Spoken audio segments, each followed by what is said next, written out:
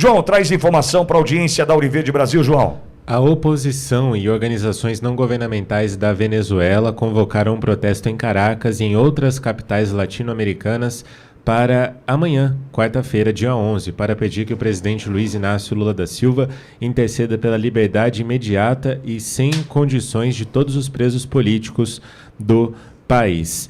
A convocação, publicada em redes sociais pela equipe de campanha do então candidato Edmundo Gonzalez, diz o seguinte, abre aspas, nos mobilizamos até a sede diplomática do Brasil em Caracas para pedir ao presidente brasileiro Lula da Silva que interceda pela liberdade dos mais de 2.500 presos políticos do regime. Fecha aspas. O movimento político de Maria Corina Machado, Vente Venezuela, e da organização não governamental Programa de Educação em Direitos Humanos Ação Provea também publicaram convocações para o evento. As convocações, que começaram a circular nas redes sociais nas últimas horas, ainda chamam os venezuelanos a se concentrarem em família para solicitar a solidariedade do governo brasileiro na libertação de todos os presos políticos. Na capital venezuelana, o protesto será uma marcha até a sede da Embaixada Brasileira, mas também circulam convocações para protestos já diante das sedes diplomáticas do Brasil em outras capitais latino-americanas, como Quito, no Equador, Bogotá, na Colômbia, Cidade do México, no México, San José, na Costa Rica, e até em Haia, uma cidade holandesa, onde fica o Tribunal Penal Internacional, onde Nicolás Maduro está sendo denunciado por um grupo de países. A organização Foro Penal, que acompanha a situação dos detentos no país, diz ter registrado e qualificado o maior número de presos com fins políticos conhecido na Venezuela neste século.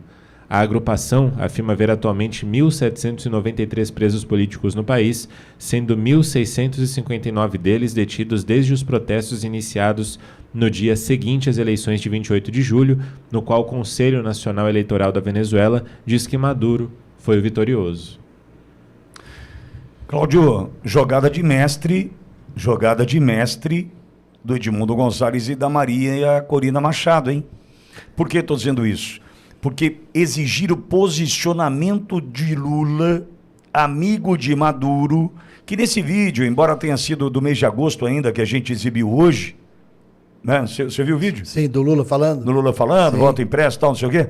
Esse vídeo, embora seja de agosto, vai mostrando que o Lula está com uma dificuldade hercúlea de assumir que é amigo de Maduro e que, de fato, ele quer Maduro no poder. Porque a pressão aqui no Brasil vem também dessa imprensa safada, que eu não sei se não pagar esse boleto, tem questionado essa questão envolvendo a Venezuela. Jogada de mestre, porque Lula vai ter que, de uma vez por todas, se posicionar. E não vai ser, vejam, não é pedir eleição novamente, não.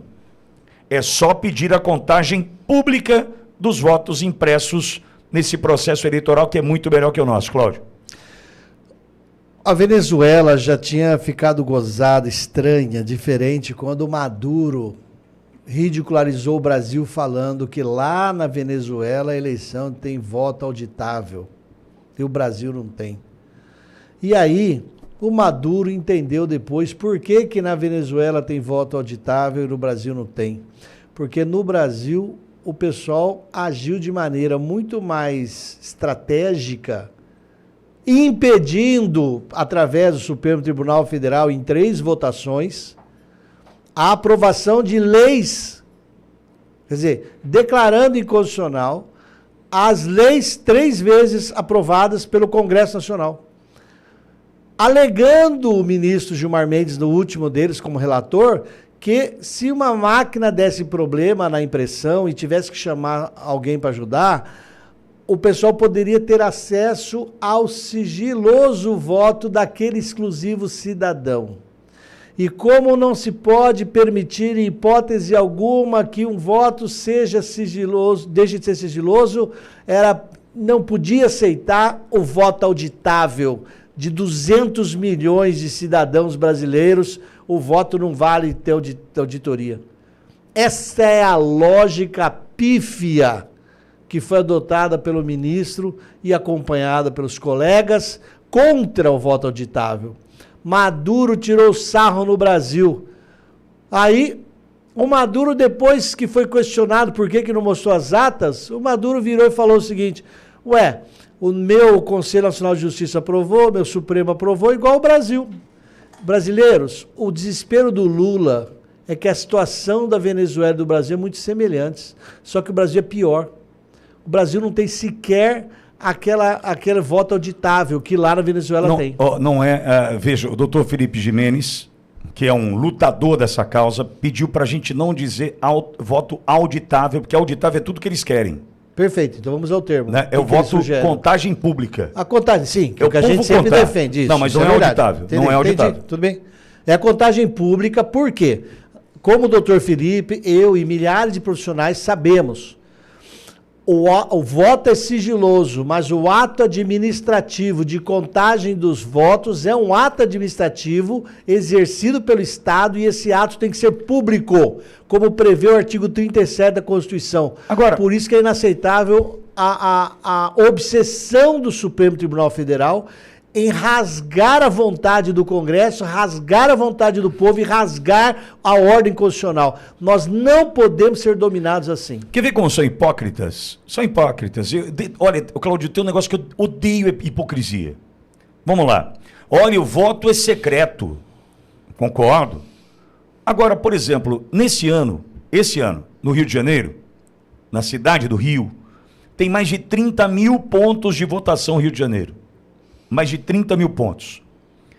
Sabe o que eles decidiram fazer para melhorar a relação do eleitor com a pressão exercida por milícias e traficantes? Não. Do ponto de vista da cobrança, tem que votar no cara, hein?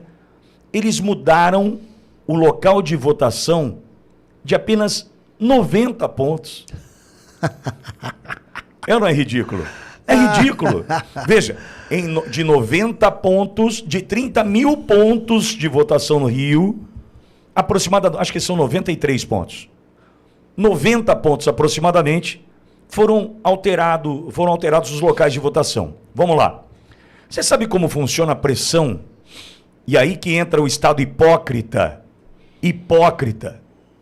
Sabe como é exercida a pressão do miliciano, lá da comunidade, do traficante lá da comunidade? Você sabe como é exercida a pressão? A pressão é o seguinte: dentro da comunidade tem X pontos de votação, é uma escola, é um posto lá não sei o quê, enfim, pontos de votação dentro da comunidade. O que acontece é o seguinte: ninguém vai chegar para o Cláudio Cofani e falar assim, Cláudio, vota no tal, porque senão eu te pego, hein? Acabo com a sua vida. Não é assim. A pressão é muito mais organizada do ponto de vista da busca pelo resultado. Ela se dá da seguinte forma: atenção comunidade, se o candidato tal não for mais votado aqui, pau pra todo mundo, é porrada, é tiro, porrada e bomba geral. É assim que se dá. Super simples. É muito simples, mas veja, onde estão esses hipócritas que defendem o voto secreto e que não cuidam do voto destas comunidades do Rio, que estão sofrendo agora, amigo? Qual é o candidato da comunidade A? É o Zé das Couve. Não importa em quem você vai votar. Isso não me importa. Não estou preocupado em quem você vai votar. Só que, se o Zé não ganhar aqui na comunidade, vai ter tiro, porrada e bomba aqui. É assim que funciona. Isso não é hipocrisia? Dizer para mim que o voto tem que ser secreto? O voto não pode, porque vai que dá um problema, a gente descobre. E no Rio de Janeiro? Que os carros de som estão passando agora, dizendo, se não tiver voto pro Zé, vocês estão lascados. É assim que funciona, amigo.